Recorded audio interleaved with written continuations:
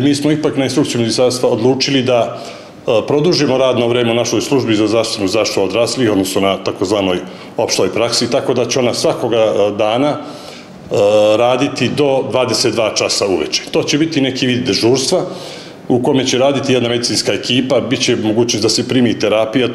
Tu će se primati, da kažem, neki lakši pacijenti koji možda nisu za hitnu medicinsku pomoć, ali ipak treba pregled, neka terapija, neki savjet i, kažem, to će biti neki vid da mi izađemo u susret i našim građanima, da ih ipak pregledamo i primamo u to vreme koje nekako bismo procenili neko najkritičnije vreme kada je najveća gužva, a s druge strane da malo rasteretimo i rad hitne službe baš u tom periodu kada gledano i iz iskustva znamo da je najveći priliv pacijenata. A posle 22 časa? Posle 22 časa normalno radi hitna medicinska pomoć kao i uvek. Ono što, eto, ja ću sad iskoristim priliku i da kažem da smo mi, zahvaljujući stvarno dobroj saradnji sa Ministarstvom zdravlja, upravo pre par dana dobili saglasnost da u hitnoj službi zaposlimo još 2 lekara.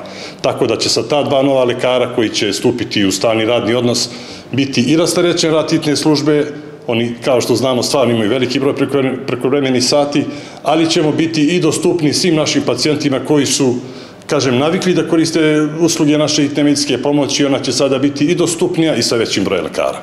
Donekle rasterećujemo hitnu službu, a s druge strane u tom periodu do 22 časa uveče radit će i dežurni lekar u službi za zdravstvenu zaštitu odraslog stanovništva u tom nekom najvećem špicu i time ćemo i malo rasteretiti hitnu službu, ali i izaći u susret i našim građanima koji imaju u tom trenutku potrebna neka vrsta medicinske pomoći. Ono što je takođe važno za naše građane, da li će se i dalje naplaćivati usluge onima koji nisu hitni slučajevi prema proceni lekara ili to se više neće raditi zbog toga što domovi zdravlja sada... Pa gledajte, u ovom periodu do 22 časa naravno neće se naplaćivati. Posle toga veoma je mala naplata tih slučajeva i mi očekujemo da ljudi koji dođu u tom periodu i stvarno su verovatno hitni slučajevi. Tako da težit ćemo da se držimo svih pravila službe i očekujemo da to bude znatno komfortnije i za naše građane, ali i za naše lekare, medicinske sestre i osoblje koji rade u tim uslovima.